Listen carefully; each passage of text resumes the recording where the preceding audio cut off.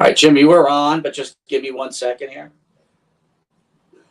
Just, it's not my day, buddy. It's not my day. Hold on.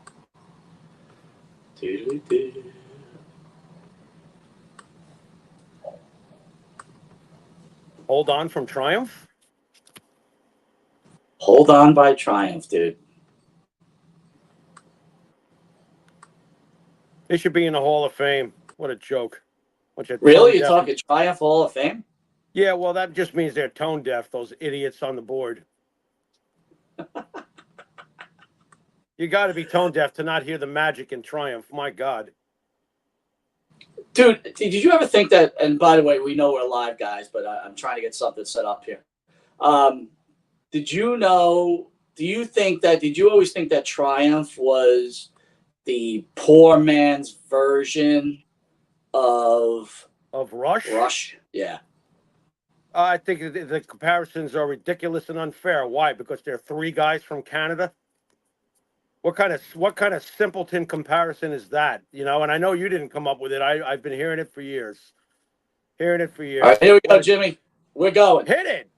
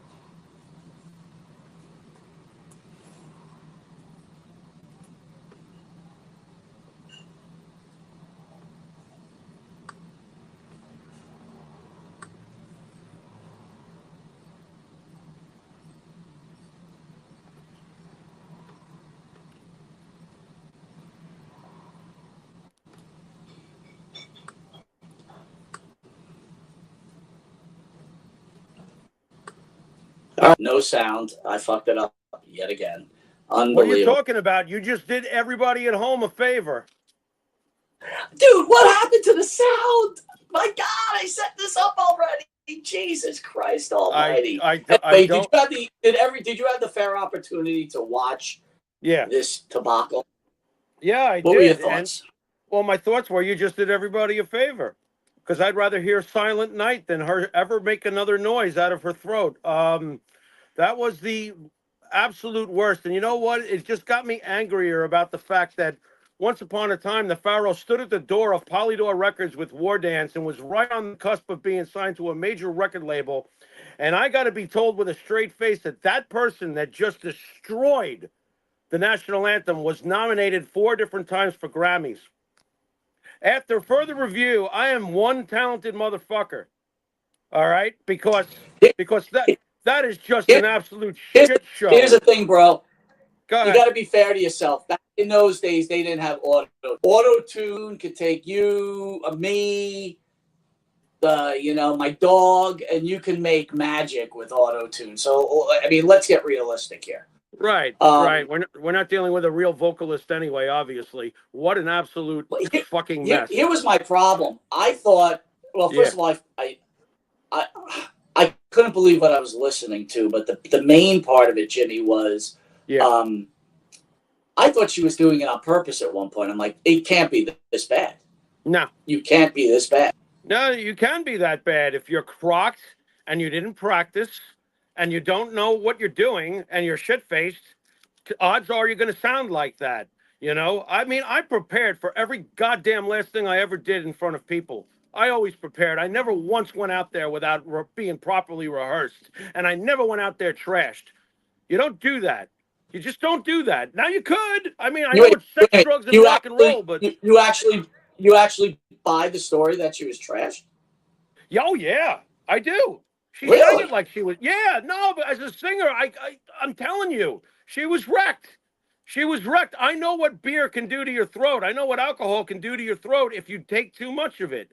I know what it can do. I could hear her thinking. I've been up on stage so many times. I could actually read her mind. Oh fuck, I'm fucking not good enough tonight. I got to get through this and I'm going to suck. That's the vibe I got off of her. And when she was done, she was like, "Get me the hell out of here. What a disaster." And by the way, we're speaking about country singer Ingrid Andress. Yeah. Um, I'm going to disagree with you. I think that was a bailout move. Um, I think that she went out there and, well, first of all, there's two things I have to ask you. Yeah. Before you went on stage, I'm assuming, and I could be wrong, that you did a test set, whether it the morning before, the hours before, the day before, I don't know. I would assume for Multiple. something this big, they do a Yeah. test set the day of. Sure. If she was singing it like that, what the hell did the handler say to this lady as she's singing? I don't know what time of the day her test run was. You know, they could have had her out there at 9 o'clock in the morning before she even nipped anything. So I can't answer that. You know, I suspect that she was hammered. She sang it like she was hammered. She did not. She did not even come close to looking to me to be sober during that. I was like, because if you're telling me that that was a straight sober performance, I don't want to hear about auto tune. I understand auto tune is what bails all of these jokers out nowadays, but you cannot have that little capability to go out there and do that unless you are hammered and unprepared. And I think that she was unprepared, unrehearsed, and hammered. All three, you know. Maybe that morning they sent her out there at 9 in the morning for a sound check, and she sounded okay. She sounded passable. I don't know. I have no idea. You know, it was one for the ages, one to forget. It was absolutely horrendous. I'm gonna do you one better, buddy. I don't think that she was drunk. I think that she was trying to do something different. Or I'll even go to say this: I think she had no respect for this country, and she decided she just was going to be a jerk off. Wow, that's interesting. I don't know why somebody would kamikaze themselves like that, but okay. Again, I'm just telling you what I saw looking Yourself. at it. I think in today's woke society, people feel like people will feel like, hey, no one will really care anyway. They may think that I'm a influencer, for say. You know, I was the one that had the balls to hack up this because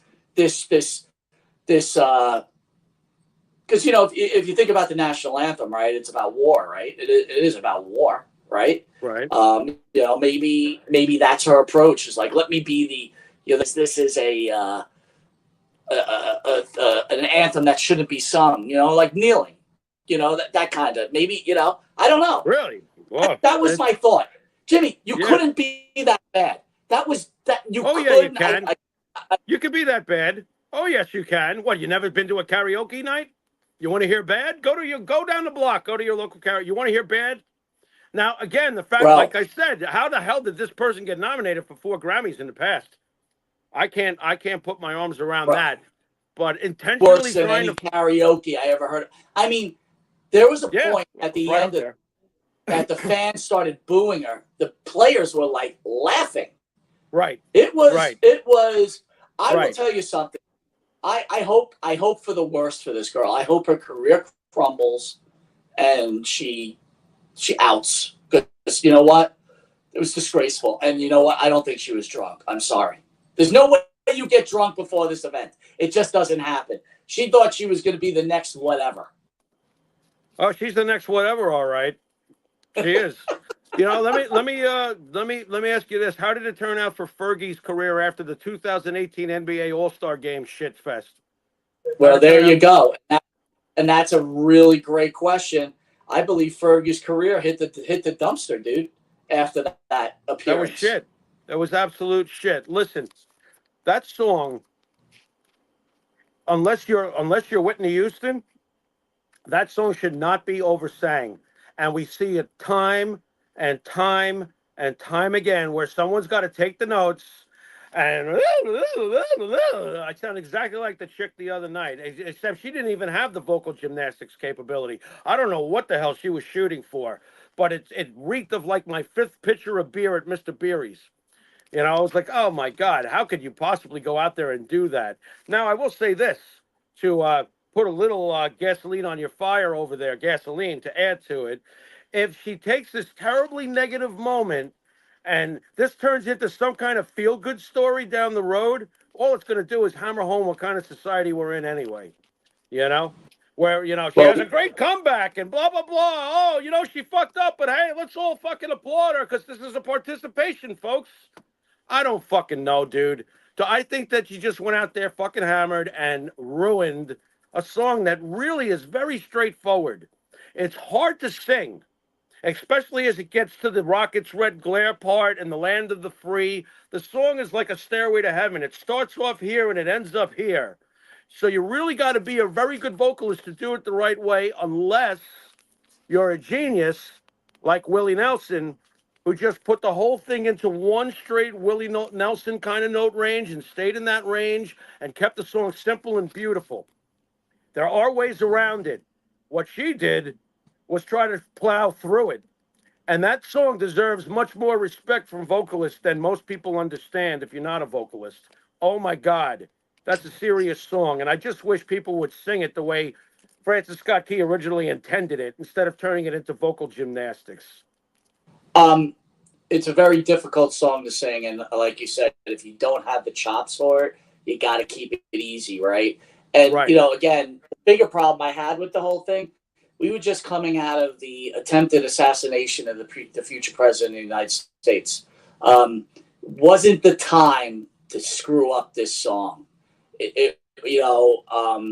I'm not saying she was shit in moment, okay, because that's almost unachievable, if not Mm-hmm. unachievable. Mm-hmm. But it wasn't the time. If she was drunk, it wasn't the time to drink. Right. If she was trying to make a statement, it wasn't a time to make a statement. Right. And if she was trying to make the greatest rendition of that song that was ever sung, it wasn't the time to attempt it. No. So any which way this ended up, and I can only hope for pain and agony for this girl for the rest of her life. My God. I'm serious.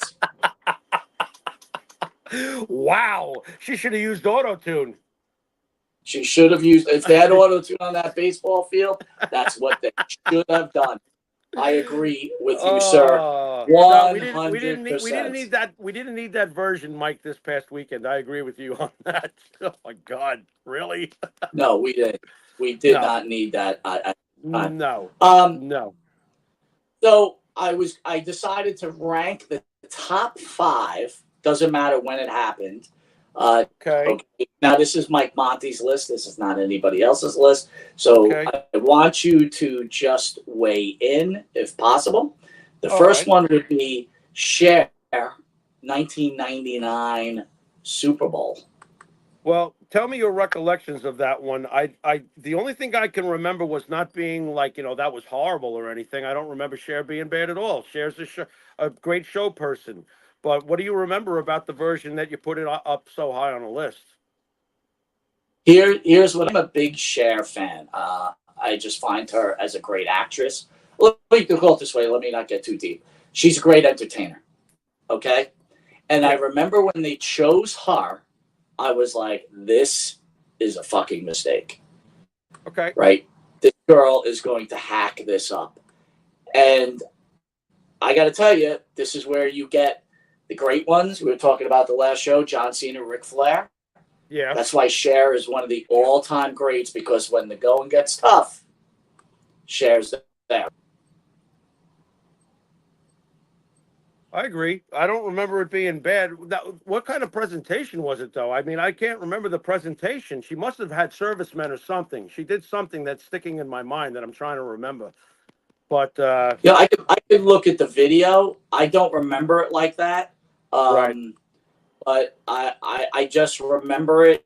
And again, when I was putting this list together, I was just trying to remember the ones that always just stuck in my head. I mean, it's right, pretty easy, right? I remember when I watched National for the bad ones. I mean, yeah.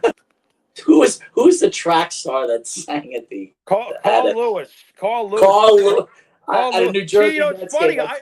I'm kind of like you. I remember the bad ones. I don't remember the good ones as much. I Well, don't. I remember. I remember. Look, there's not that many great ones that you like were in awe of. Okay, Right. it's like it's a great song. You stand there, you're proud to be an American. Awesome stuff. But so picking a top five was not hard for me. And Right. my bad ones aren't. This girl topped them all. I mean, again, you could have put a screeching owl out there, and it would Yeah. have done a better job. Yeah. I mean, you know what they should have? I swear to God, I want someone to run out of this. Do you know those little memes where Randy Orton RKO's people, like they show them in all different themes? That's great. I was hoping that Randy Orton was going to come out in RKO, and I bet you if that happened in real life, people would have been giving a standing applause. Not to get too political here, but where's Sleepy Joe here? Sleepy Joe should have lambasted this girl. Right. If Trump was in office, he would have shredded her. He would have went to Twitter and ate her alive. And people are like, oh, that's not presidential. Like, fuck that. Right. Fuck that. You're a hack. Right. Yeah, she was a hack. A Randy RK. Could you imagine the merchandise with the picture of Randy doing that to her on the shirt? Oh I mean, God. You know what? We should Mike, actually. you would probably buy two of those at $100 a piece just to have an Oh, extra easy. one just in case. Easy. You know what I mean? Oh, easy. Oh, easy. Yeah, would have made Absolutely. a fortune. And I thought Randy Orton was a great American. Where the hell was he? We definitely needed an RKO. You're right about that. And by the way, if anyone, if you go to the Monte the Pharaoh page, you can buy all sorts of merchandise like the Monte the Pharaoh merchandise, which we just printed up some new shirts. Jimmy, you're going to the what do you call it? The gathering, right? And your shirt should be there tomorrow. So giveaways, whatever. And Very on nice. our page, if you go to our merchandise show, you can actually get all sorts of merchandise. There's all sorts of stores. There's Macy's, everything else. We're one of the only channels that have this. You can also get WWE merchandise. And now, what's the difference when people say, why don't I just go to their website? Yeah, you could, but on ours, right, you get a discount. And guess what? We get a little piece of the action to help support the channel. So anything you guys could do. And I'll ask you guys, again, we're just not on YouTube, but if you could pass along, like and subscribe. Membership, I would be greatly appreciated also. Number 4 on my list, Jimmy, is the great, and I do mean this, great Carrie Underwood. Thoughts on that rendition? No recollection, bro. No recollection. I got to be honest. Is that Mrs. Verlander, by the way? No, I don't know. Good question. Is that the other? There might be somebody with a similar name. It's the American Idol girl. Yeah, I have no recollection, bro. Obviously you thought the world of it, so it's all I can add. The reason I thought the world of it is, again, I actually was going to rank it higher, but unfortunately, there's an other group of people that are on this list that you can't put her ahead of. Right. She was fantastic. Kate Upton is married to Verlander. Luce is all over this. Thank you, Luce. Thank you. My old age thanks you. No. Number 3 is, and dude, I want you to weigh in on her, Lady Gaga. She's fucking great. She's fucking great. I actually hate the Madonna comparisons to her because Madonna's not half as talented, not even close.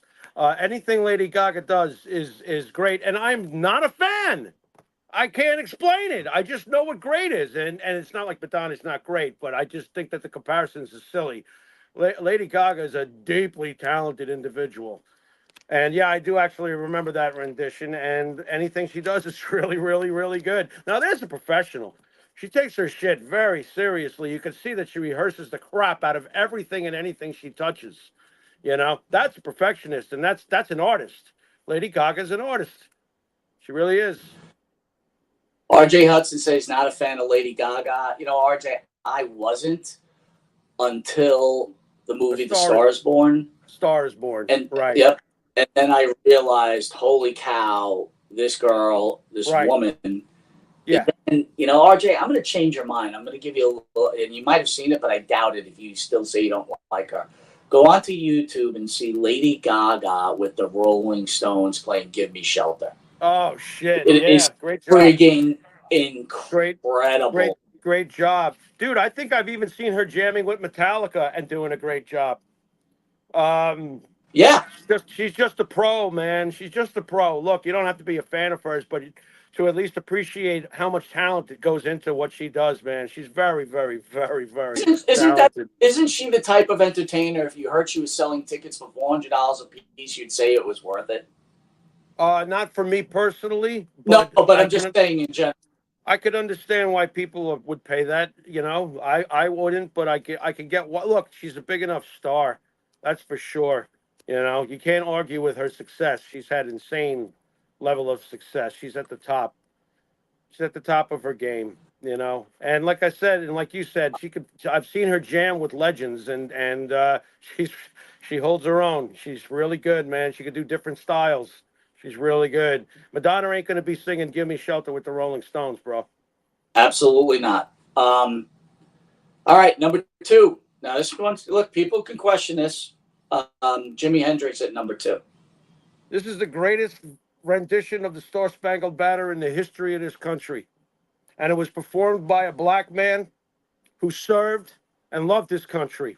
He had already served by the time he got to Woodstock. Jimmy was a paratrooper, okay? Jimmy was a great American. Jimmy was a great person. Jimmy was the most talented guitar player that ever lived and the most innovative. What Jimmy did that day at Woodstock changed everything. All right, because guitarists weren't supposed to be able to do stuff like that. He basically Beethovened us by doing what he did. His version is fantastic. It stays loyal, but it also stays loyal to his time period and what kind of player he was. It's absolutely fucking brilliant what Jimi Hendrix did that day. That's the greatest guitar player that ever walked this planet, bro. That's all there is to it, because he started with a blank slate based on your basic blues, and look what he did. Look what he did with it. Look what he did with feedback. Look what he did with the bending of notes and taking a note that sounds wrong on the surface and bending it into something that sounds exquisite, and then it goes and cascades into a run of fury. You know, the first chord of Purple Haze, which he invented, I still believe is the first heavy metal chord in the history of rock music. Because the first power chord of Purple Haze is like a tank, and it's 1967. So while others may point to Helter Skelter, which is also very true, very heavy, way ahead of its time, leave it to the Beatles to do something like that. But what Jimi Hendrix did, my God. So I'm going to get off my I Love Jimi Hendrix irreversibly podium now and pass it to you, but I feel like this is the greatest version of the Star Spangled Banner ever, and no words were required. To say this to you, Jimmy. I was thinking about the old men back there. I'm sure when Jimi Hendrix came out and older people heard that rendition, they were rolling. They were getting crazy. They were like, "How dare this!" Right?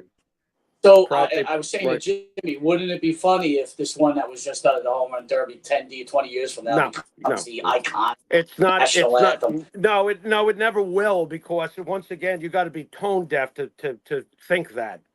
Okay, never once during Jimi Hendrix's version of the Star Spangled Banner did he hit a bad note. Did he hit something improper or totally off or butcher what his intentions were with that Stratocaster? No. You know, none. That was absolute musical brilliance. A bad note is a bad note. All right? Even a cat's ears will raise if you sing a bad note. All right? They will be looking at you like, you suck today. And don't think I never practiced in front of my cats just to make sure I didn't suck.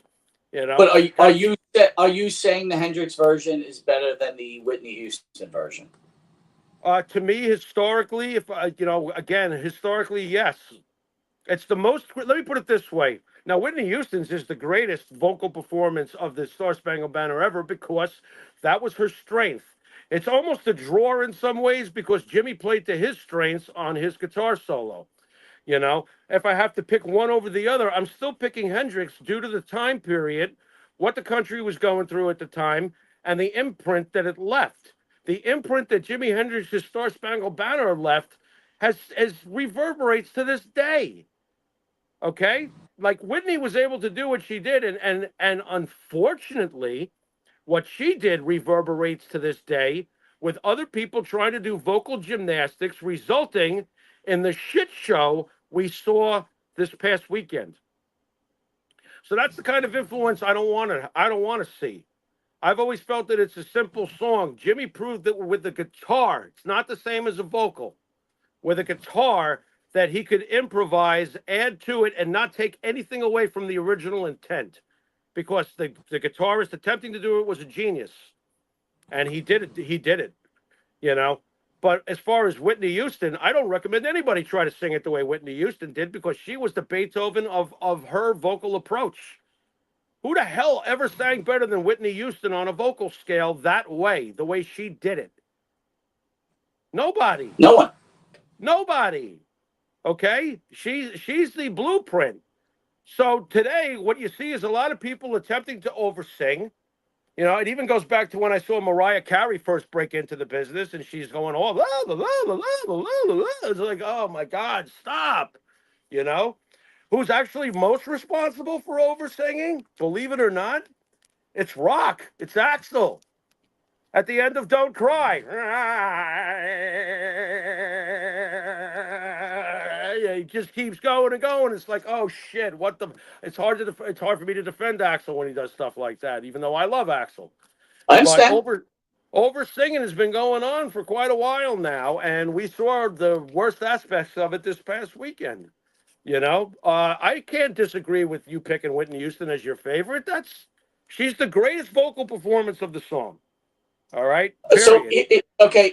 again, it's not just about the song. It's about Right. time, moment. Yeah, we're coming out Right. of 9/11. This is Right. again, this Gaga be a share, right? Where you didn't know she was going to be, but she's a star. When it's game time, she's there, right? They're Right. stars. They're just stars. They, Right. it doesn't matter. The Derek Jeters of the world, right? We talk. Right. Jimmy and I talk. Me and Jimmy enjoyed the same teams. Okay, Jimmy is always the optimist, where I'm always the hater and understanding what really is going to happen. And I'm sorry to say it, Jimmy. And unfortunately, I end up Oh, being right you all have the time. clarity? Get out of here. Like, So, I don't realize every year that the New York teams are going to suck. Really? but you come into it with a very positive belief that something good may just happen. Where May. I just, You're just so like ass. again, I'm a huge, this is maybe why I like pro wrestling, because in the end, my favorites never fail me. They end up winning, right? Right. I was a huge Patrick Ewing fan. We loved Patrick Ewing, Sure. but Patrick Ewing, he was a loser. No, he wasn't. Would you He stop? was a loser. He wasn't a loser. He just never won an NBA championship. That makes him a loser. It doesn't Loser. make him a loser. See, that's where I disagree. I mean, you're talking team sports. It's not all about him. Well, he didn't have a supporting cast like others had, and he also ran into Michael Jordan. These aren't excuses. These are facts. You know, he had his chance. He ran chance. into the winner. He ran into Akeem Olajuwon, a winner. Yep. Listen, my favorite athlete of all time, but unfortunately, he's a loser. Okay, That's rough, bro. I don't agree. I think he was a winner, but he never won a title. I mean, does it mean that? Listen. I guess that means that Ted Williams is a loser, right? He's a loser. Yeah, that's right. Okay, that's right. Well, if that's how you look at that stuff, then that's how you look at that stuff. I'm not going to change your mind. Let's not mix it up. You can be a great player and a loser. Necessarily, have to be like you're not. You know what I mean? You can be a look. Here, you know what? You do the baseball bums on Sunday with Benny, and I know I keep promoting because I love the show, and people, if you love baseball, you have to get to it. But I'm not part of the show, but I watch on a regular basis every Sunday. Yeah. Jimmy, you said one thing, and this is the first time I'm ever going to say this to you. Yeah. You were talking about pitching, and I forget what pitcher you were talking about, and it doesn't really matter. But he had 288 wins, and you said, "That's." You know what I said to myself? No, it's not. The rule is 300. He failed. That's not a rule. He lost. 300 is not a rule. The standard. It's the standard. It's the standard. Not anymore. It's not the guarantee. We're talking about when this person hasn't been for like 20 years. When Dennis Martinez got in with 240 something wins, it hasn't been the standard for years. I understand, but when that person played, it wasn't good enough. It wasn't good enough, and that's all I'm trying to say. You have to have barriers, and I don't agree. I'm sorry. I know they changed the game, but I'm getting off track. All I'm saying is there's winners and there's losers. Mark Messier is a fucking winner. Oh, God. Okay? That's for sure. Absolutely. I agree. Henrik Rundqvist, right, is a loser. He's a loser. I got you. Hey, look, I can't change your mind. I can't change your opinion. Why would I try? I got no reason to. If that's how you look at those guys, I mean, Don Mattingly is a loser. I get it. That's fine. If that's the difference that you judge. I mean, I would think that it would be a more reasonable approach on in boxing or MMA or something like that, where it is all about you and it's up to you to either take it and grab it or not. But if you're talking about baseball, Jimmy, I agree with you. If you're talking to me about basketball, I disagree with you. You can own the court as a single player, okay, with role players around you if you're that. It's a little more difficult, right? 3 bats a game, playing only one field. I agree with you there. A lot more difficult. But basketball? No way. And you're right. Boxing is another thing, too. Boxing, it's all you alone. I totally get it. I get it. I understand.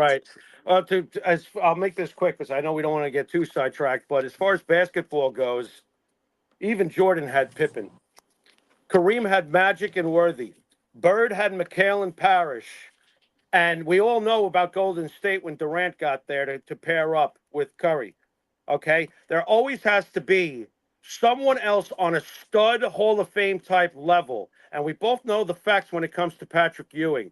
Patrick Ewing in his prime had John Starks and Charles Oakley. That is not James Worthy. That is not Magic Johnson. That is not Scottie Pippen. That is not Kevin Durant. That is none of those things. And by the time that Patrick got a supporting cast of an Allen Houston and a Larry Johnson and everything else he had, he was already old and broke his foot. I understand.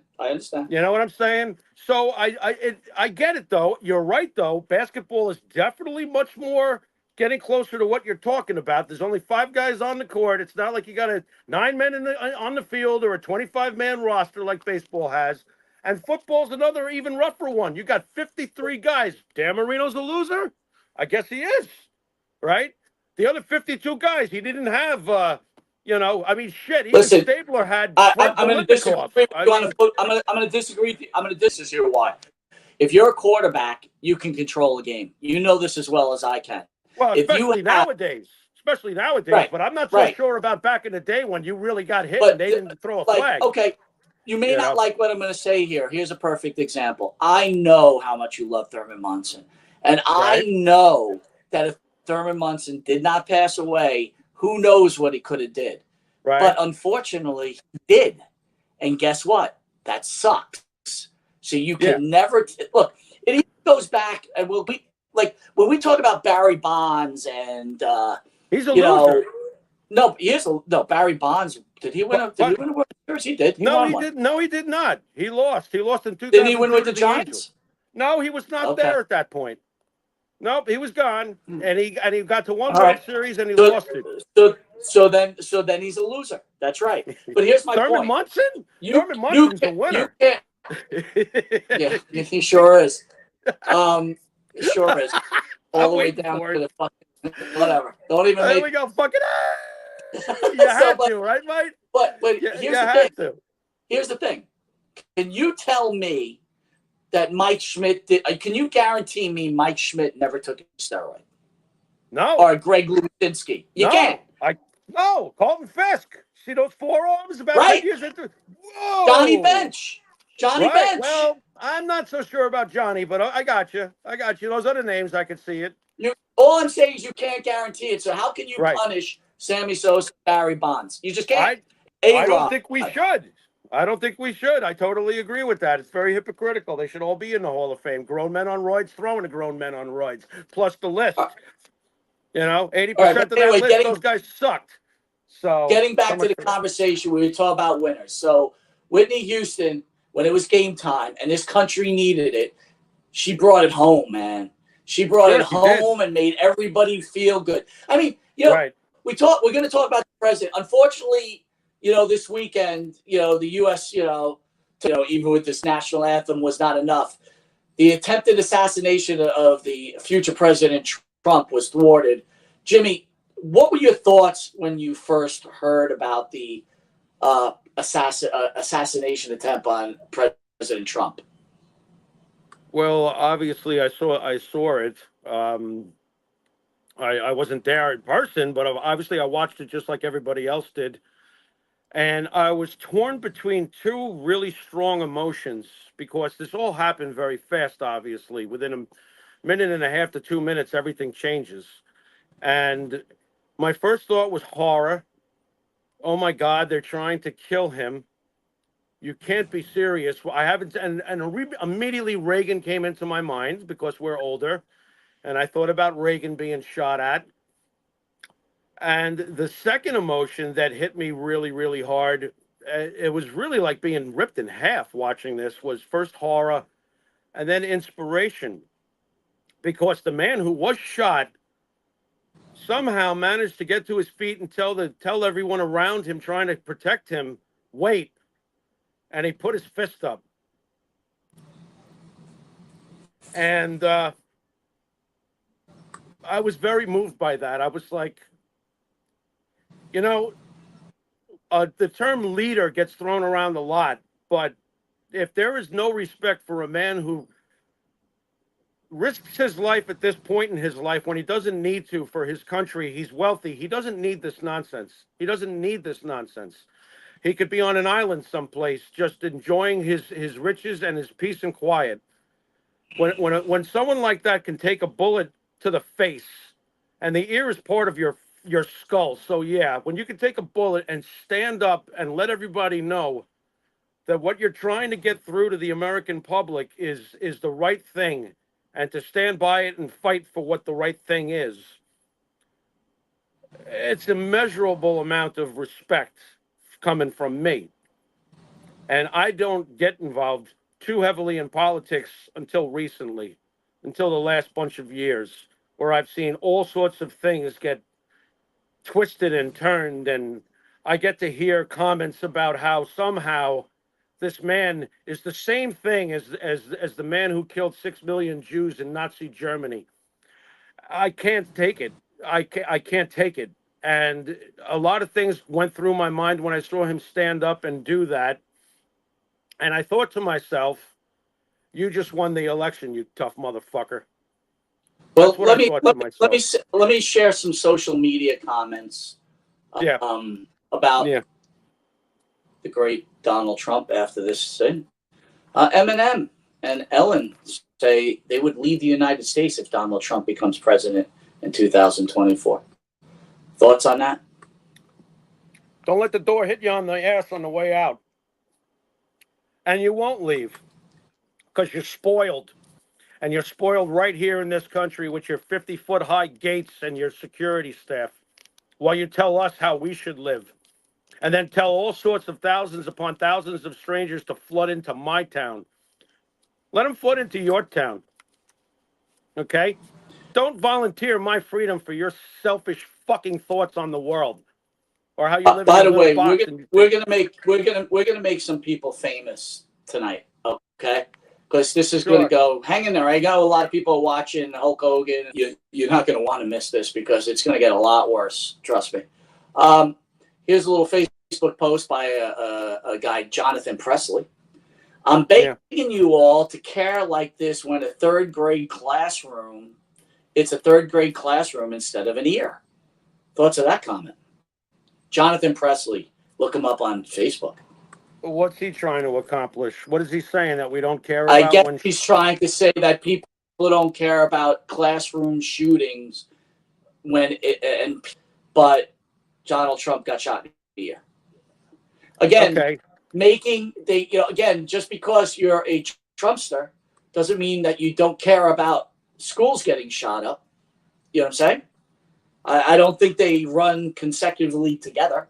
I mean, it's a pretty stupid comment, Jonathan Presley. I don't even understand the comment. It's like, again, under this president, I think there's been more classroom shootings than ever. So I don't know. It's just another comment. Let me share another one with you, Jimmy. And I want to thank Benny Scala for supplying me with this. All right. It's a great team player. Next up, player? Comparing Cody Rhodes to the assassination of President, selling shots that didn't hit him, using fake blood for better effect, getting up by using the fighting spirit, refusing help from the doctors and security, using taunts. He's a nightmare for many Americans. He's using taunts. He's called the American Nightmare. Thoughts of the assassination attempt being compared to a stupid professional wrestler? Fucking moron. Fucking moron. By the way, I consider that dangerous commentary, that you can run your mouth like that, by the way. Okay? So the whole thing is scripted now, right?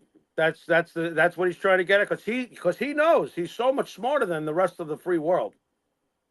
He's going to compare it to scripted wrestling. That's very good. You're a fucking moron. Okay? Yeah. Fucking moron. Everyone's got the right to type whatever they want, I guess. It's just a free-for-all. You know, by the way, I'd like to get this in, too. If, God forbid, Joe Biden had been shot, I would not be happy about it. All right? I don't root for death when it comes to our politicians, when it comes to our leaders. All right? You're fucked up. This is You're the really, leader, really this is the fucked leader up of the to fucking say This shit is the like that. leader of the free world. We don't do this in America. We don't settle our differences by eliminating the competition. That's done in third world countries. So, if this happened to my president, Biden, at the time, right? Anybody who thought that was funny would be unacceptable also, Jimmy. Absolutely. I would be very annoyed with people being like, oh, the president got shot. Good. What the fuck is wrong with you that you would think that? Well, it's a big problem.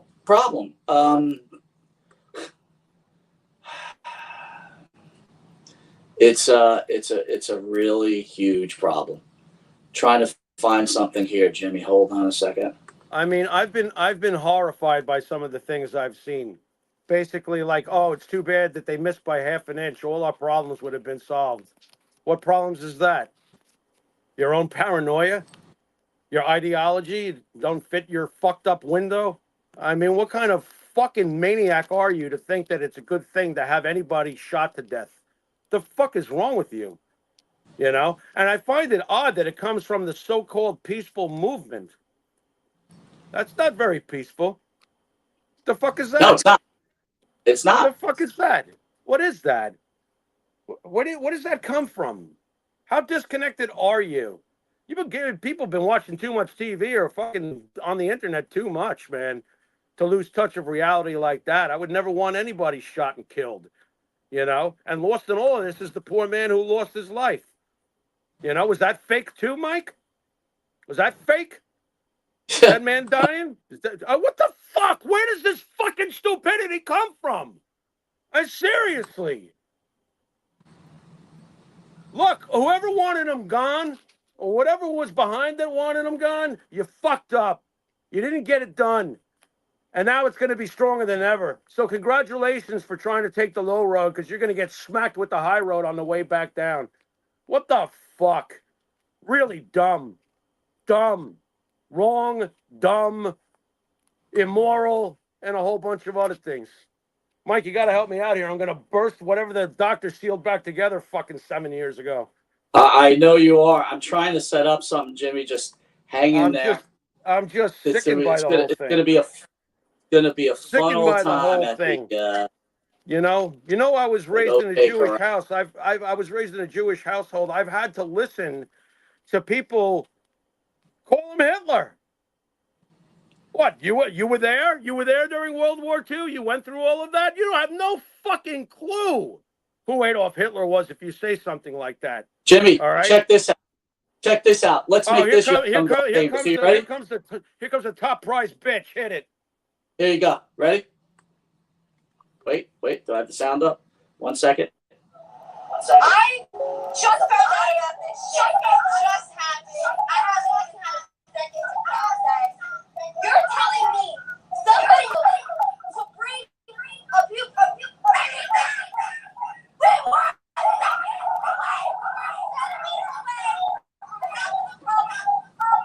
All right, I'm gonna end that because of the feedback. Right? Turn that noise off that's coming out of her mouth. All right, Mike. I'll say it first. All right. She should be under fucking arrest. All right. She should be placed under fucking arrest. That's hate speech at its finest.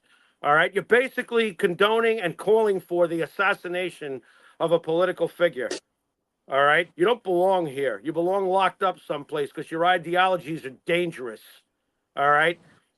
You know, you're young, and congratulations that you're young, but you're obviously very, very stupid and ill-informed. All right. If that's the future of this country, I might as well go jump in the ocean right now and go for a long underneath journey and stay down there, because this is just an absolute disgrace that somebody would have the balls to say anything like this and then fucking post it, and we're not going to do anything about it. That's hate speech. What is that? You know, I can dislike either party all I want, but I'm not going to be calling for them to be killed. That's not how we handle things. Why is this running rampant? What is this? We're going to try something else, Jimmy, and we'll get back to this. So if anyone's not aware, for the last year, you've seen me and Jimmy playing the. Sorry, Jimmy, we're going to do this. I'm sorry. We're going to get, you and I are going to get some skin here, I think. All right. So Jimmy and I were approached by a company called Intuitive, and they were very interested in the show. And before even anybody got this commercial, me and Jimmy got this commercial, and we signed contracts with this company for a substantial amount of money. And the payments were supposed to start October 2023. The gentleman in charge of this site, Intuitive, which is still around, by the way, opted not to pay us. And Jimmy has seen all the messages. There was one problem after another. And I prayed and I hoped that, he was telling the truth. Again, I'm not stupid, right? I just prayed and hoped. And, even to this day, we're being promised that we're going to get paid. This is almost Jimmy and I put a lot of effort into this, and actually put a lot of money towards it. So anyway, that all being said, Jimmy, we have our roles here, I guess is a fair way. So Jimmy really didn't have tons of contact. Me and Jimmy communicated, and if I could share, Jimmy, you and I also signed contract because these are legitimate business opportunities, right? And you sign paperwork, guys out there, to make sure that every year, right? So there's no confusion, because even the best of friends, when it comes to money, it becomes a problem. Fair enough, Jimmy? Am I explaining this right? Yeah. So could you share your thoughts when you did not receive this money? Well, I felt that he was bamboozling us from day one. He had one excuse after another.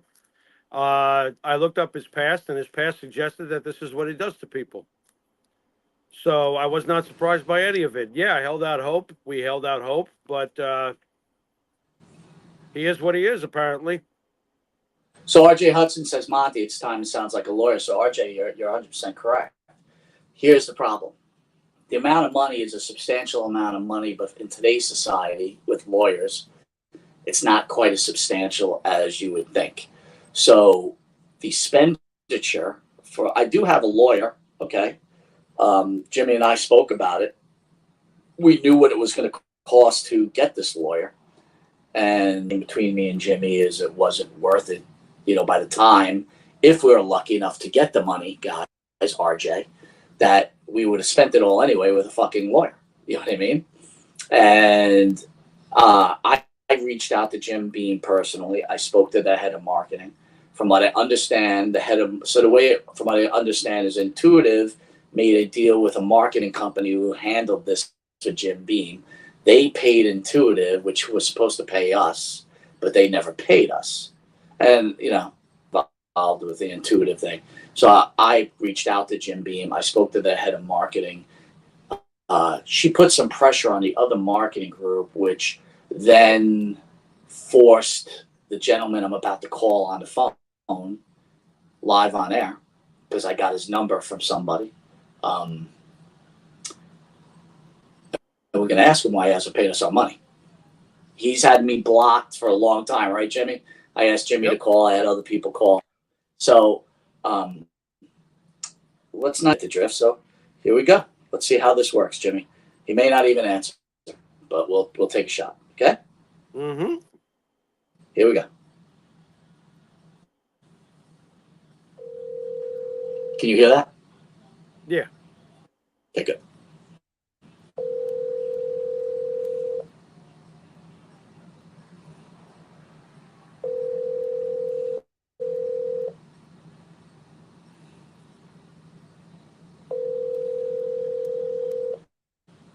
Hello. Please leave a message after the tone. Hey, Mike Sakala. It is Mike, Monte, and Jimmy Pharaoh from the show Monte and the Pharaoh. We're live on air right now. We would like to speak to you about the situation in regards to our contract with Jim Beam. We have 100 live viewers watching us right now, and they're interested to know why we haven't been paid right now. I appreciate a call back. Thanks. All right, we're going to try.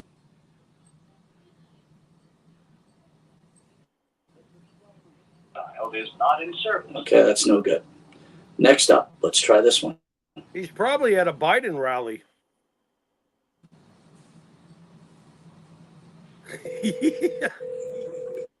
Live on air.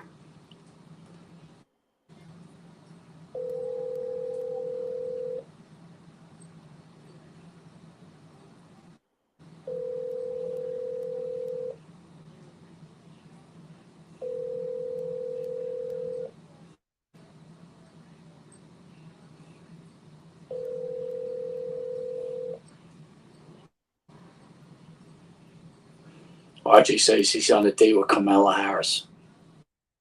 Please leave your message for. There's no name on the other end. Or Kamala.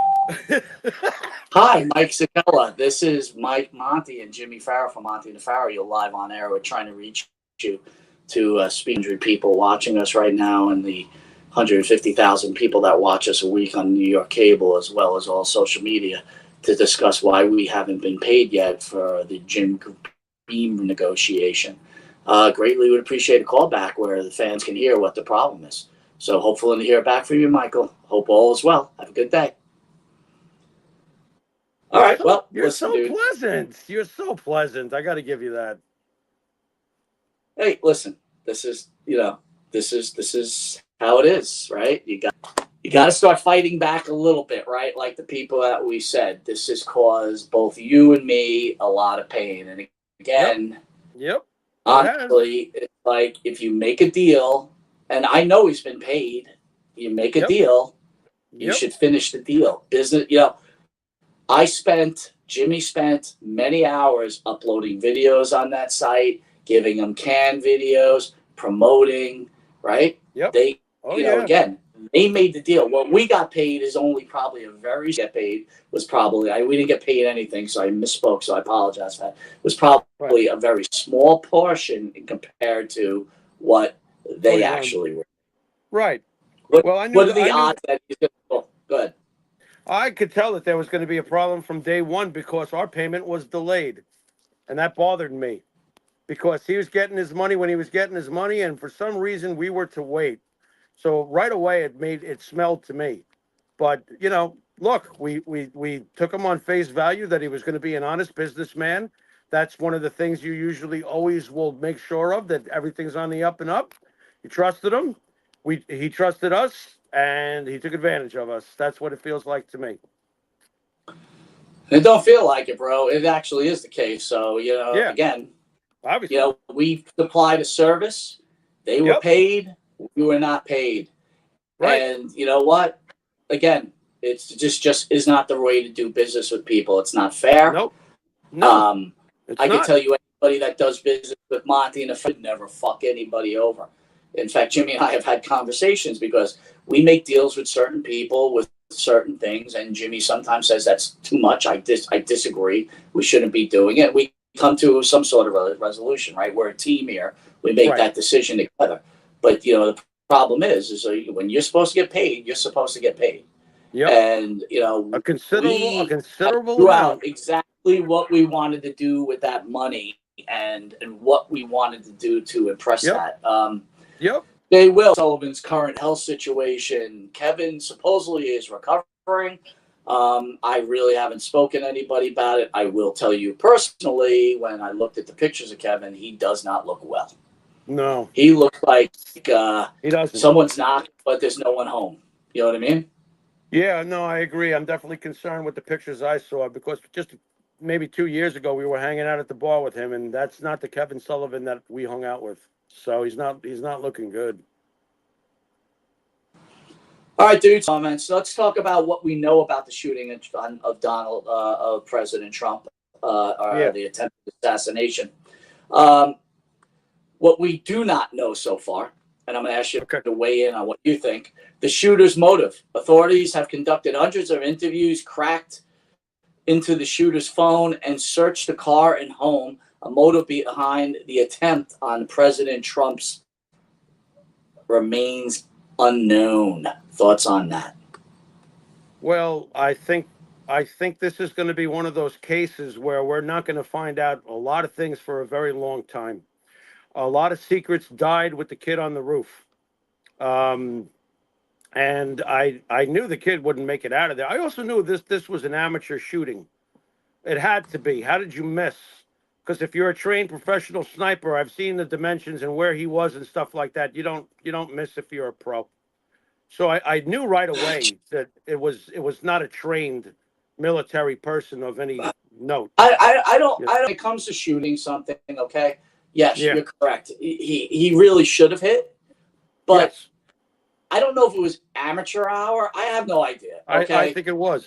I think it was. Now, as to more than likely, yes. Right, and as to what he was doing on that roof and who put him there, I don't think we're ever going to know.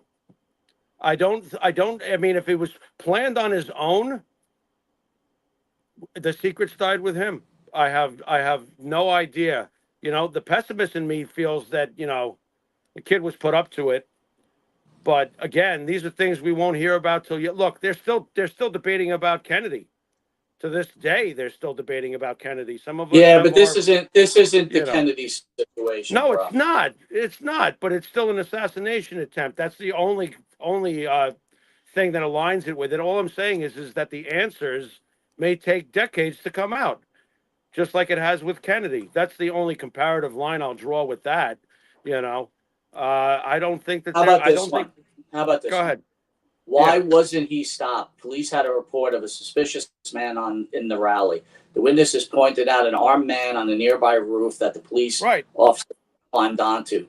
Crook still fired several shots that killed one spectator, wounded two others, and grazed the former president's ear. He should have been stopped. That's why the pessimist in me referred to earlier that, who put him up to it? You know, I'm speculating, but it sure feels like that this was prearranged and that he was going to get his shots off one way or the other. Now, why they selected him, if that's the case, if there was a whole circle of people involved in this assassination attempt, why they would select a 20-year-old schmagegi who has bad aim, I don't know. Maybe because they just felt like, he's just a kid. If he fucks up, we'll just kill him. I don't know. I have no idea. He should have been stopped. That's obvious. I mean, I've seen different footage of other people like showing him, like, hey, he's right there. He's right there. And they didn't do anything. I heard some cock and bull line about how they weren't allowed to go up there. They didn't have the manpower to protect that. Is that the biggest crock of shit you've ever heard? That is the biggest crock of shit I've ever heard, that they didn't have the manpower to cover that building. What are you talking about? How stupid do you think we are? Well, it's funny. Jay Will I think Luce and Jay brought up Kevin Sullivan. Maybe Kevin Sullivan was involved. Did he kill Chris Benoit? I mean, that's what the hundreds of people that write on our page every day about that. We'll have to ask Lee Cole. He's probably going to break that story. Yeah, and the What a Day chopper. By the way, Joe What a Day, with his movement to the Lee Cole channel, has now been afforded a chopper. So he's in the exclusive chopper, the What a Day chopper. The What a Day chopper. Yeah, absolutely. I'm sure tons of people will flock to that hate campaign. There you go. And listen, the guy's in the chopper. He gets you the exclusive news. I mean, recently he broke, if you didn't know, as a wrestling fan, that are together. It's an exclusive, Jimmy. It's an exclusive.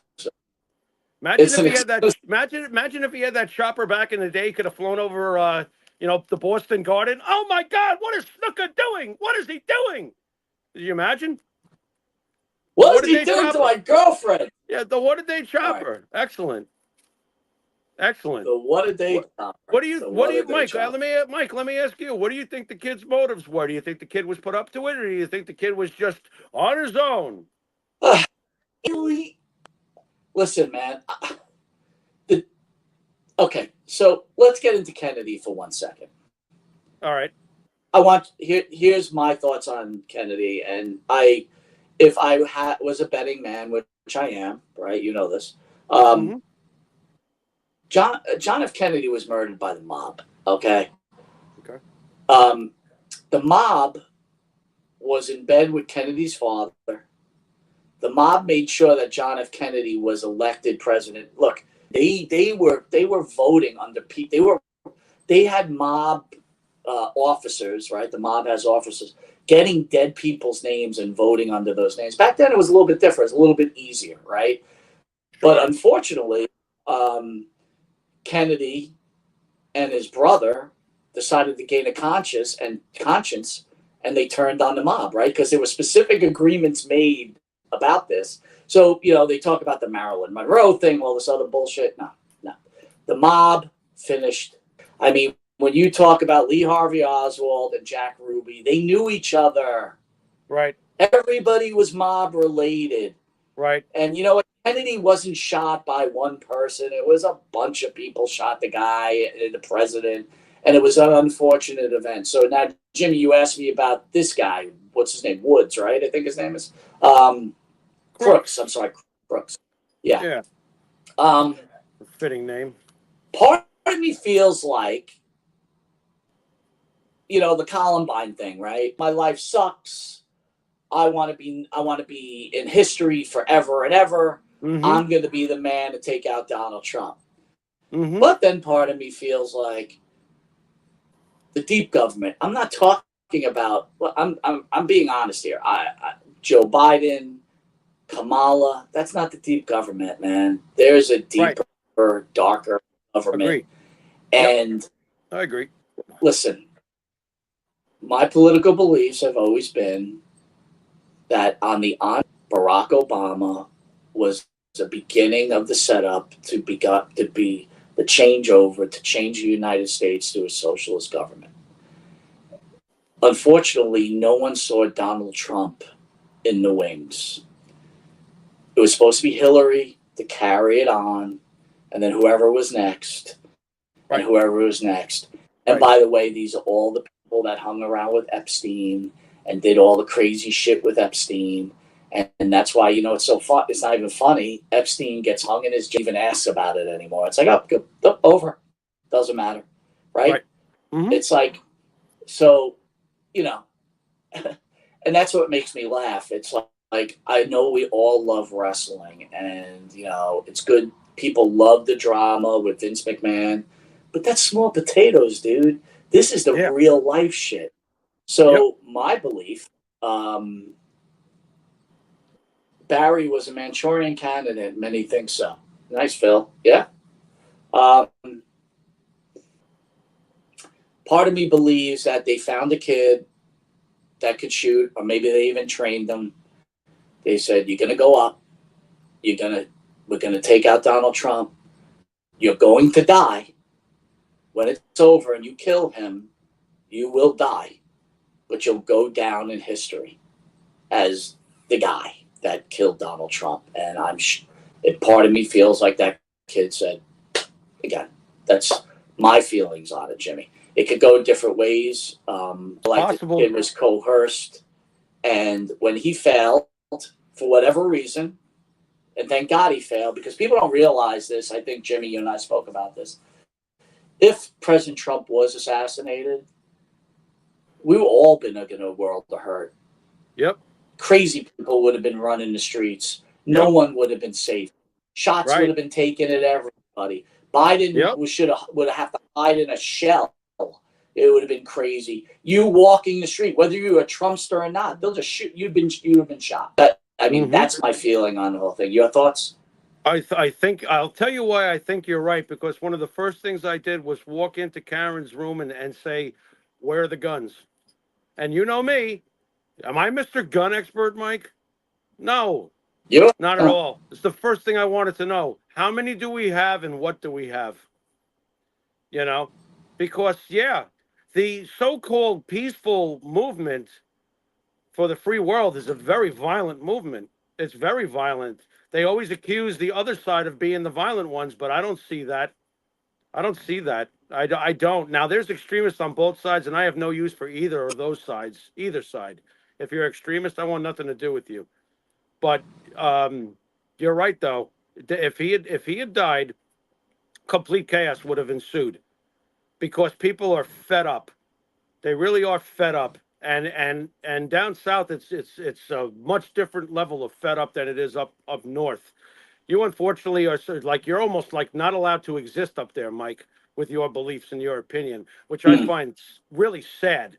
Okay, down here, don't pull that shit down here, man. You won't even get off the block. The whole block will blow you away. All right. And I did experience it a little bit in Long Island when Antifa was threatening to come through Lindenhurst. When I worked at the liquor store, I saw one of the most beautiful sights I've ever seen in my life.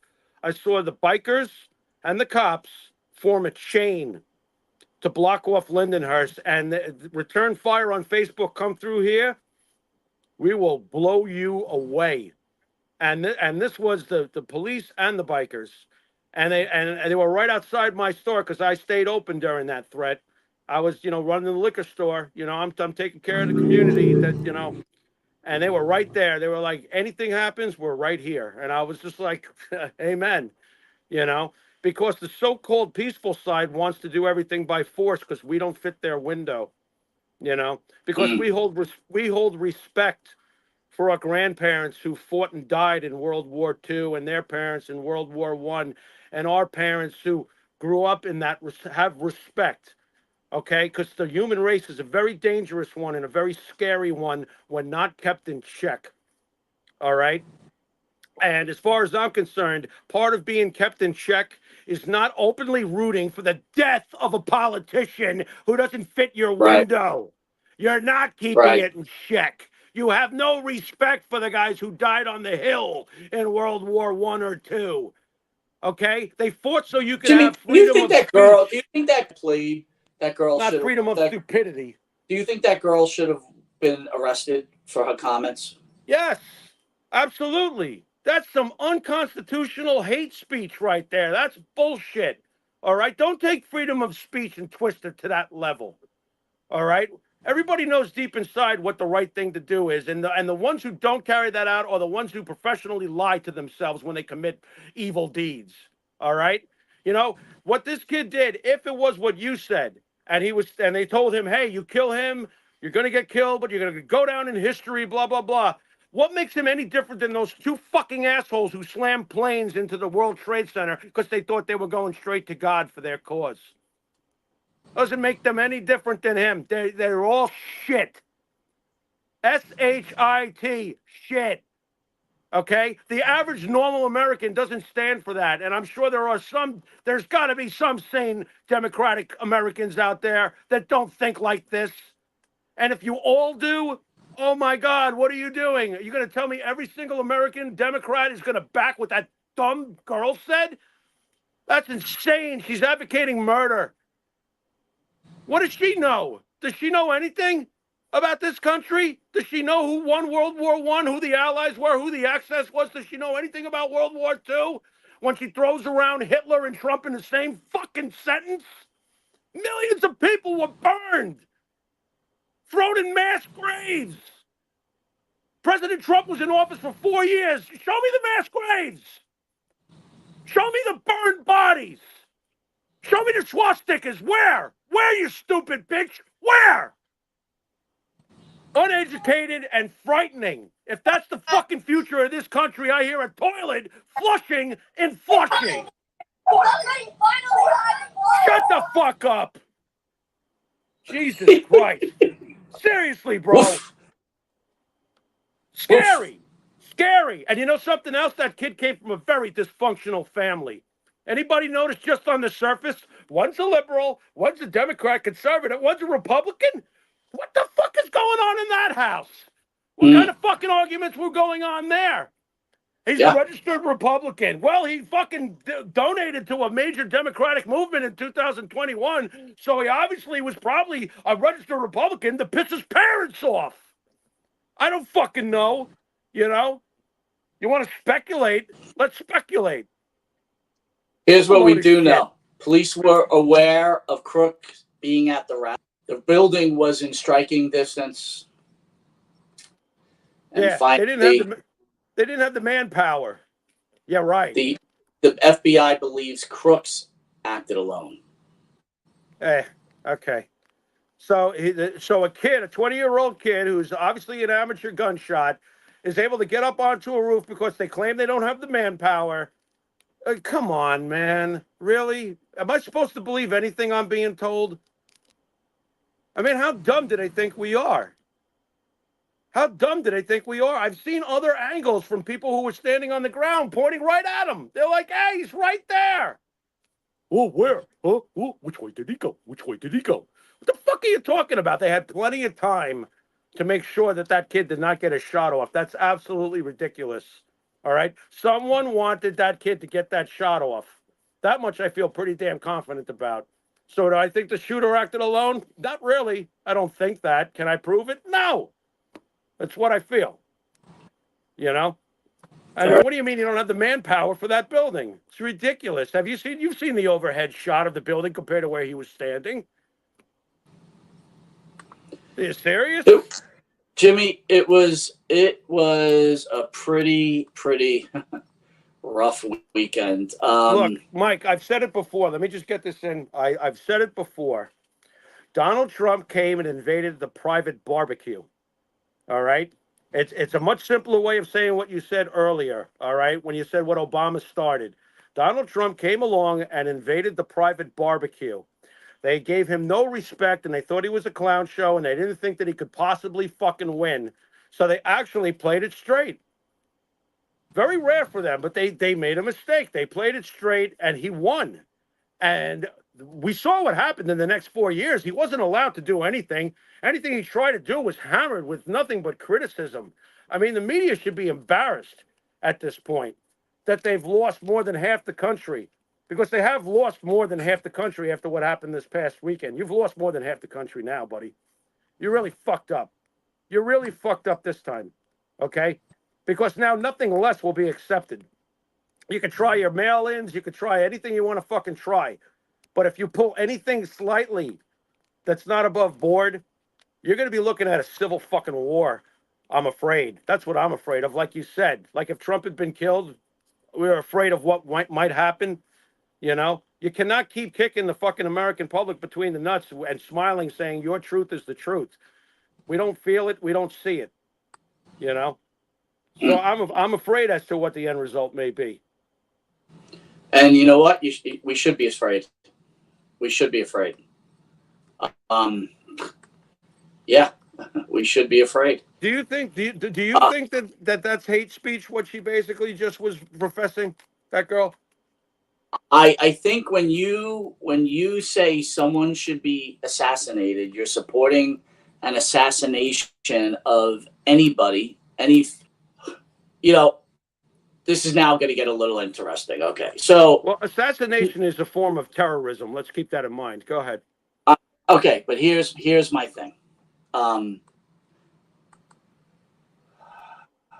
I don't want to say you have a healthy, not a like isn't the right thing, but you have thoughts about Charles Manson, right? We've discussed Charles Manson. Sure. You don't think highly of him. So I'm not saying that. There's some thoughts. Charles Manson was put in jail for life. He never murdered anybody, right? He persuaded people to do things. Mm-hmm. I'm not a Charles Manson believer, okay, right? Mm-hmm. But he persuaded people to do things. So when there's a young girl in the car screaming that one half of the now you got to listen to the girl. That would have been one half of the problem. So she's now saying, "Kill Trump, kill Biden," right? She's saying this on that video. Mm-hmm. Persuading someone to kill someone. To me, that's no difference than Charles Manson. So if we've already set up that precedent, this girl should get arrested. And sooner or later, in the world of social media, your statements, you should be held accountable for your statements. Right. And when you're wishing the assassination of the leader of the free world, our future leader of the free world, there should be ramifications for it. In the other way. I mean, to bring it back to Vince McMahon.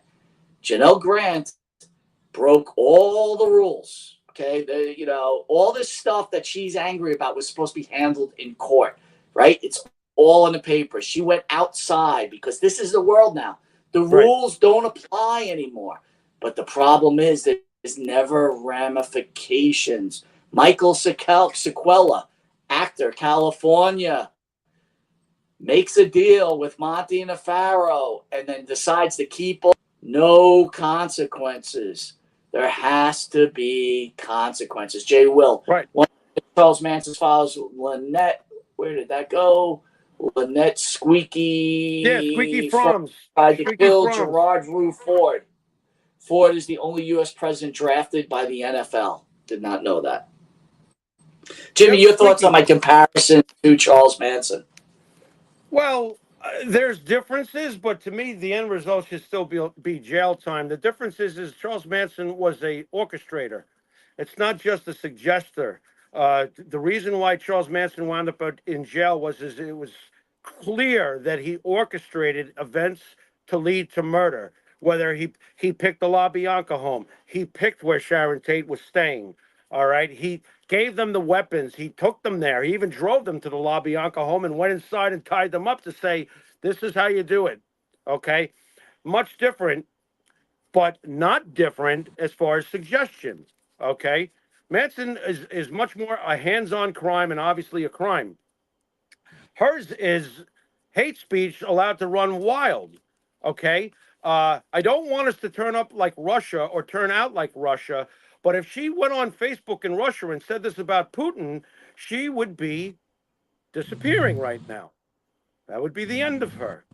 All right. That doesn't mean that that's right. But what it means is that at least in Russia, you are not allowed to run your mouth to the point where you're compromising the government. Okay. You can question the government all you want, but when you start calling for assassinations, you are now a criminal. All right. To me. You're a criminal. All right. I don't want Joe Biden shot. I don't want Donald Trump shot. I didn't want Barack Obama shot. I didn't want George Bush shot. I was very upset as a kid when I saw Reagan almost get shot. You know, you don't want to see that because all it does is make your country unstable. I am not rooting for the unstable America that we seem to be in the middle of right now. So no, I never want to see anything like that. And yes, what she's suggesting is criminal. It is criminal. Words are very important. People think that we can just toss them around, that they have no ramifications. They do. Now, as far as ramifications go, our situation with Intuitive reminds me of the United Nations and the Better Business Bureau. Because if the United Nations really stood for what they're supposed to stand for, a lot of this world would not be doing what it's doing right now. The United Nations was formed to prevent what's going on in the world a lot since then, but they're just a governing body that makes money and doesn't really do anything about anything. In a proper America, the Better Business Bureau would have been contacted, and this guy would have been forced to pay us and be tossed in jail. But there again is another faction. I'm not sure what they're there for. What is the Better Business Bureau there for? We signed an agreement in good legal faith, and we got fucked. So how is that? How is that not a better business, situation? Jay Will's quoting Charles Manson. Charles Manson was quoted saying, "Only if Pharaoh had been around to accept my music." You could have saved. You could have saved Sharon Tate, dude. If you were around and you were like, "Hey, Charlie, your music's good. Let's do something with it." Maybe there would have been a different world. What do you think? No, I don't. Well, first of all, I wouldn't have been pushing for Charles Manson to be signed to a label. He had one. He did have one good song. I'll give him that. But no, I can't say that Charlie missed his calling as a great musician. I mean, have you heard some of his other songs? They're horrendous. They're terrible. You know, they're really bad.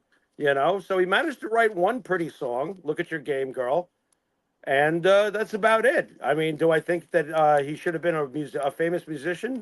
No, not really. You know, he fulfilled his destiny.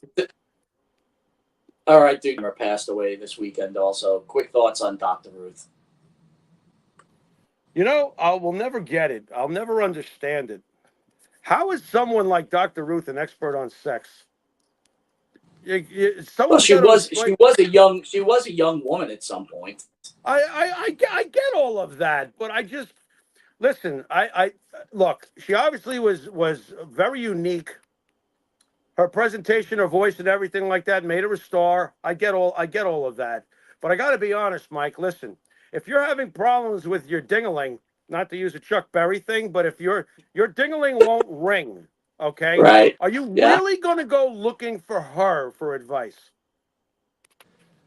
I'm going to go with no. Well, okay. So there's a couple of things with that, Jim. That's a really good point. But this was a good lady, and she was entertaining. Okay, right. At the bare minimum, she was entertaining.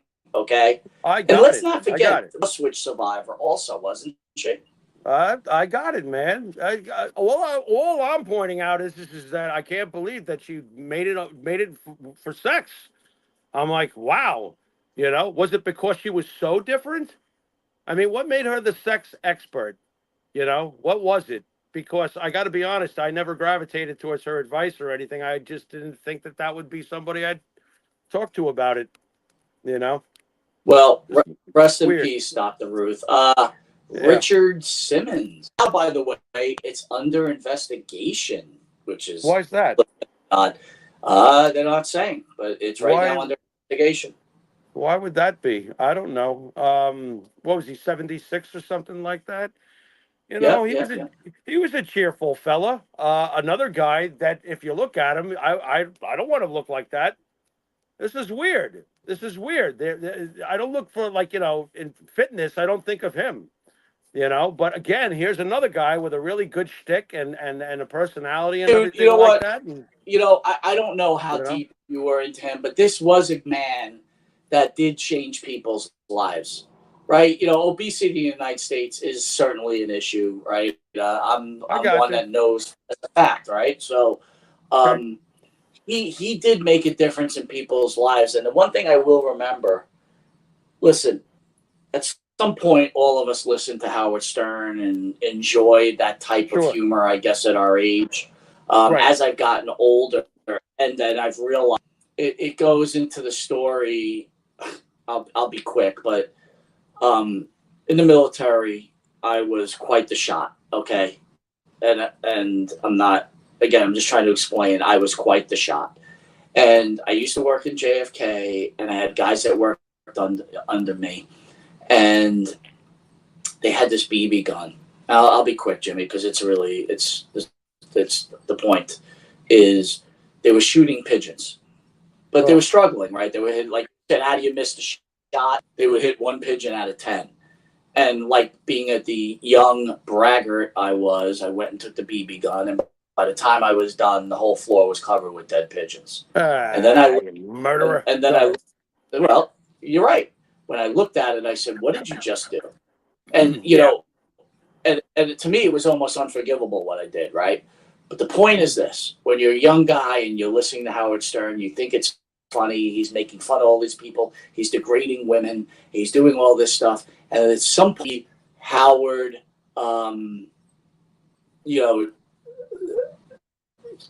make fun of this girl Dana. What the girl Dana from Dana Plato from Different Strokes. Thank you. Yeah. Right? Mm-hmm. She literally kills herself the next day because he humiliates her. He Right. did it to a guy in Philadelphia. He brought his ex-wife in, and they humiliated him, and the dude offed himself because of it.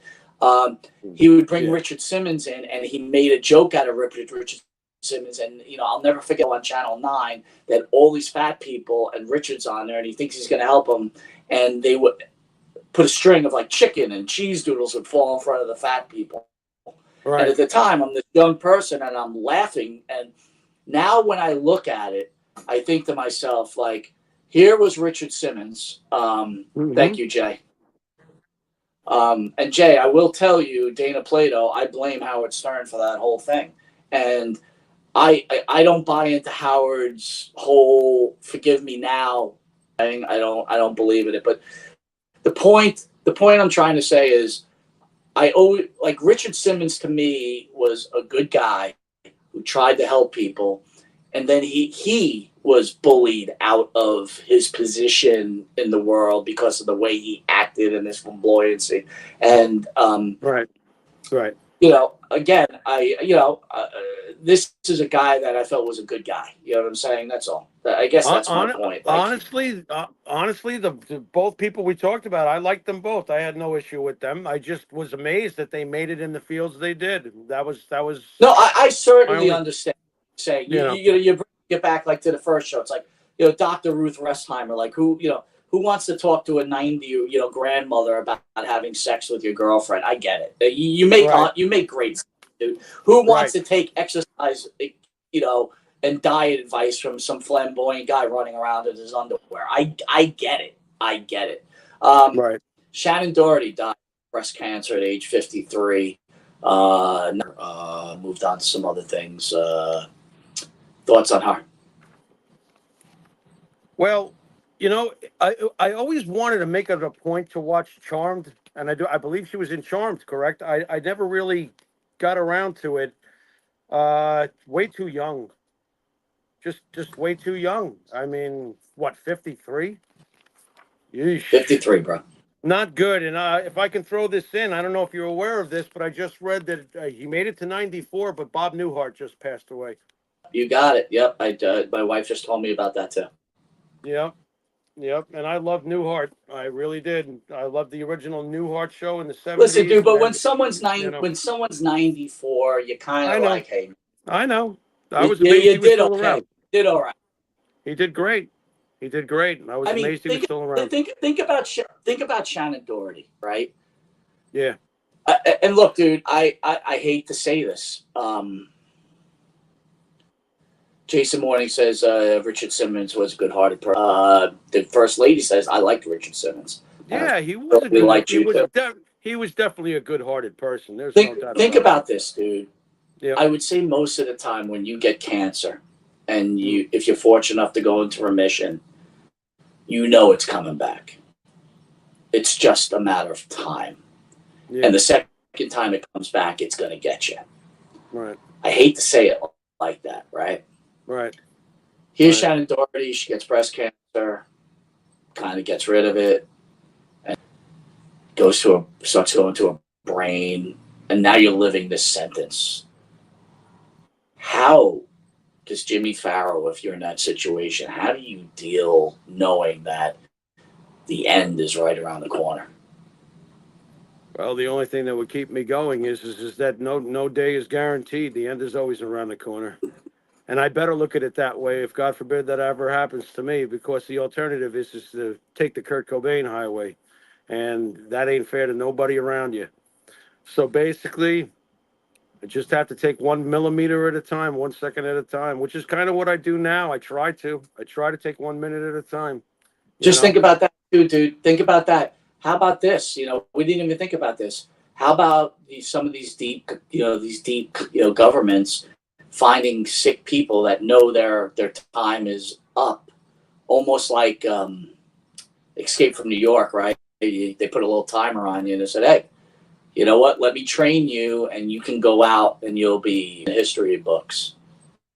People love fame, right? They just love it, no matter how they get it, right? I guess they do. There must be something wrong with me. I don't want any kind of fame attached to what that moron did over the weekend. No, I don't want not that. at all. I'd rather remain anonymous. Thank you very much.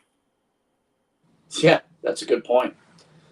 Goes back to the old question. I'll ask you again. I know what your answer is going to ask you, but I'll just say, you start over. You know how your life is now, and God says to you, you can be Walter Payton, or you can be Jimmy. Which way are you going? It's never going to change. I'm going to be me. I'm going to be me because I know at the end of the day that I went with what God gave me. God gave me musical talent. I pursued it. God gave me the ability to entertain people. I'm still pursuing that to this day. I'm doing what God gave me the tools to do. If I'm not good at something, I try to be good at it. And if I'm not good at it, my gut read tells me, stop. You're not good at this. This is not one of your gifts. That's all there is to it. You got to go with the gifts God gave you at the end of the day. And you got to be proud of yourself for what you've accomplished. You cannot second guess like that to yourself. And we all do it. I'm not saying I don't. We all do it. But I don't think I would have changed a fucking thing. I don't think I would have. I've come this far going by what I feel is right. And I don't see myself changing at any time down the road either. I've had a very, very interesting life, and I really wouldn't want to trade it for anybody else's. And I'm quite confident that it's a movie. It's just, it's my movie. Well done, Jimmy. All right, well, it's a wrestling show, so I did throw some wrestling in here. Get out of here. I want to talk European football. What are you talking about? Go ahead. All right, here's the latest WWE salaries. I'm going to read them to you and tell me if you think they deserve it or the list should be different. We'll start with number one, Roman Reigns, $15 million a year. He's worth every penny. Because I'm not privy to just how much this company makes. I would assume that way, way, way, way, way more than enough to be able to pay him that. So if he's at the top of the list, he should be. He's been their biggest drawer and their champion for the past several years. So of the list that you see him on top of the list, you're in agreement. Yeah, if he's at the top, I can't make it out from what I'm seeing here. But if he's number, I'll read it to you, and you can make adjustments. He's Cody number Rhodes. One. Okay. Yep, he's number one. Number two is Cody Rhodes at $10 million. That's pretty amazing. I'd say he's worth it. I would say he's worth it. I would. He's selling the merchandise and he's carrying the strap right now. So am I surprised at that figure? No, not at all. Randy Orton, $10 million a year at number three. Very nice. Loyalty pays off. A little surprised Randy's up that high, but not surprised because of his company service time. So, honestly, I think that's a partial keep him away from AEW move also. Very interesting. Okay, I could see that. But I'm not shocked that he's making that. I am surprised he's up that high though. Go ahead. Seth Rollins, $9 million. I would think Seth Rollins would make more than Randy. to be honest. I'm a little surprised at that, you know. So I would probably switch Seth up a spot over over Randy. But at no point are you saying, "Hey, these guys aren't worth that kind of money." No, they're all so far with the kabillions of dollars WWE probably generates. No, I'm not having an issue with any of this. Go ahead. Drew McIntyre, $8 million a year. Very nice, man. Boy, oh boy, has he come a long way from when we saw him at the fireman's house, Mike, or what? Crazy dude that you're so funny. That's all I ever think about. I'm like, Yep. life can turn on a pin. Yep. Yep. Life can turn on a pin. You just gotta hang in there, man. Yeah. It's like, yeah. you know, you wouldn't blame Drew McIntyre if he just would have quit. Who knows what he would have did? But look at him now. Look at him now. Right. And I gotta tell you, is that guy one physical beast? He's a beast. He is. He's great. I love McIntyre. I think McIntyre is doing the finest work of his career right now.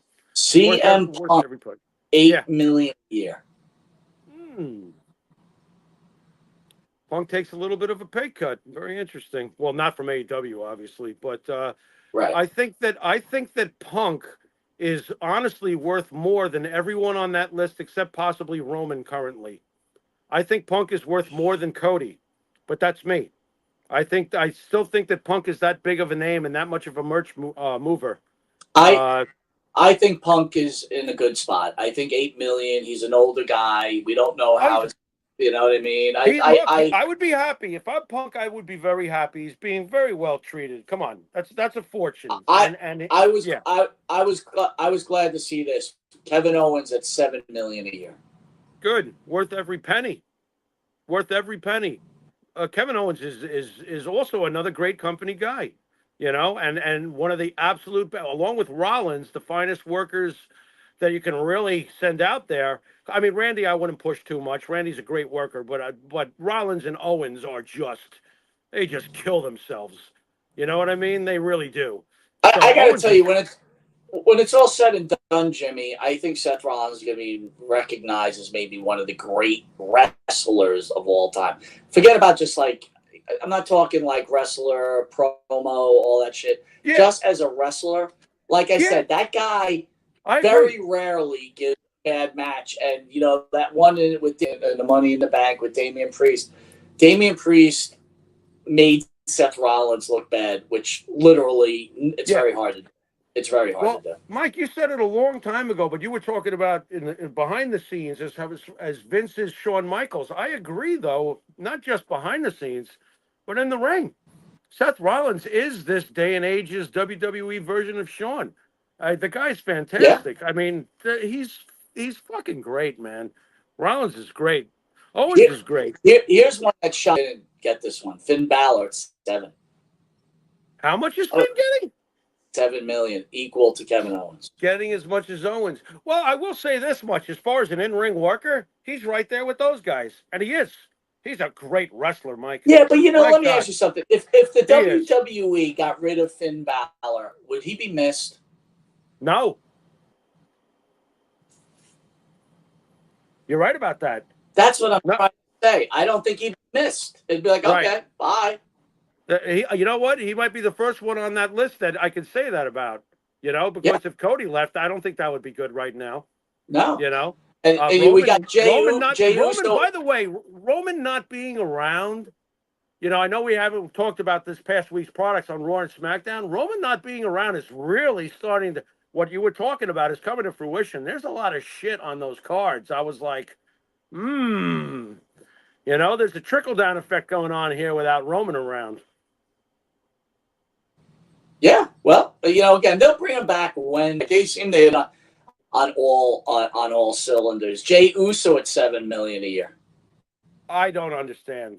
But you know what? I can't argue with the amount of money because you know what Yeet is doing merchandise-wise. That's what I'm saying, Jimmy. He is so hot right now. Right. If they were ever thinking about turning heel, they never can. It's impossible. Right. And if he left the WWE, that'd be a problem. So I agree. I mean, I don't get it, but I get it. You know, the fact that he's only You making as much as you're Finn Balor, very interesting. you're not a fan, but you get it. Yeah, I get it. But think about it, though. He's only making as much as Finn Balor. I would start getting annoyed if I'm Jey Uso. It's time for a raise, don't you think? Listen, I think if you're Jey Uso and you're just coming out of that tag team, because from what I understand, when it comes to tag teams, they split that money. I don't know. How about this one? Rhea Ripley at 6, the only woman on that list. Now, we're talking about you and I earlier on the show, or the first show was like, which one are we looking for? Both answered, Liv and Rhea. Right. I'm shocked there's no more women on the top 10 list. I mean, the women, or maybe you're just right, Jimmy, that women to you is an additive, and maybe it really is an additive. Well, it's becoming more of a preservative, but understand when they threw around the word evolution doesn't happen in a day. Evolution takes time. Okay, correct? Agreed? The definition of evolution means it takes time. So there are certain women that are becoming and are, in my mind already, obviously, preservatives. Charlotte Flair is a preservative. She's not an additive. No way. You know, Rhea is a preservative.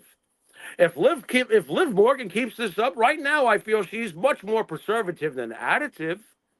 You know what I mean? The women should definitely be getting paid more. Definitely. Rhea Ripley is worth more than Kevin Owens currently. I believe that. Am I wrong to say that? You're right. Right now, I think I'm right in this moment.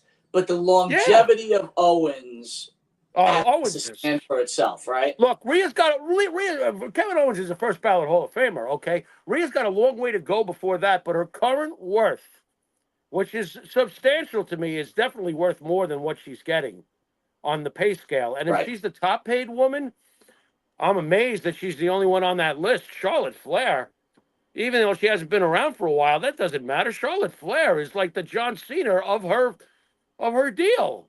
You know, what are we talking here? So I think that the women are getting kind of pinched. I don't like that. That don't make sense to me. There's plenty of preservatives on that women's roster. Right. The evolution's going to take time. I mean, it may never be 50-50. We may never get to that, you know? We'll see. No, that's it. Listen, dude. Who else is on that list? Who else is on that list? That's your top 10. That's it, bro. That was the list. Wow, very interesting. That's different. All right. I wonder what they make a year, the company itself. Jesus God. You got to get me those numbers. Well, I think like even when we talk about baseball, it really all comes down to merchandising, man. They know how much everybody is worth. And it's like you got to keep that merchandise going, and it's like, but God, could you imagine $6 million pro wrestler? Right. 5 years go by, you're done. You don't need anything else. You're done. Right. Times have changed, man. I mean, this gets back to everybody should thank Hall and Nash for starting all of this. Right? You know what? They really should do. And, Jason said that wrestling ratings are down on Raw and SmackDown. Forget about AEW. I mean, we've known that's dead. I'm shocked. I did not know the ratings were going down. Yeah, I'm not sure. So that even better. Look, they need Roman back, right? I think they do. I think there's been a trickle-down effect. I absolutely. All right. That being said, Jimmy, we've been on for about an hour or something. A great conversation. I think on a personal level, I'm getting better on my production. I'm at least getting some kind of thing going. Great talk, great political talk. It was good. It was good to talk about the state of the country. It made me feel good. I love the fact that you know what you're talking about. Very easy to talk about it. It's good stuff, man. It's good stuff. Phil says Monte the Pharaoh, $6 million could buy a bionic man in the 1970s. You're 100% right, dude. The $6 million man, dude. Could you imagine being fortunate enough to be someone that gets that kind of money? I've thought about it in the past. I wonder why fate or whatever circumstances, that people wind up with money that completely blow it and don't know what to do with it and all this other crap. Look, I've told you 1,000 times, if I ever became a millionaire, I would get a piece of property in the middle of the woods, make sure there's a running creek somewhere nearby, and only come out to do my job and then go right the fuck back home. I'd probably have no computers in my house. I'd probably have no computers in my house. I'd have several dogs That's great. and several cats, and that's about it. That's I would want nothing to do with anything. I would want to just go do what I'm paid to do, and then basically enjoy the peace and quiet. I don't understand why people do what they do with their money. But keep in mind, I'm an older man now. I'm not a young kid anymore. But I kind of had that mindset even back in the days with the band that if I made it, just wanted to get a nice piece of property, go out on tour when I have to, and then get the fuck back home. That's it. Me and Brett Favre chopping, wood, out in the forest or something like that. so funny. Jimmy, you want to set us out? Very well, my friend. You've been watching Monte and the Pharaoh, produced by Mike Monte. And until next week, later.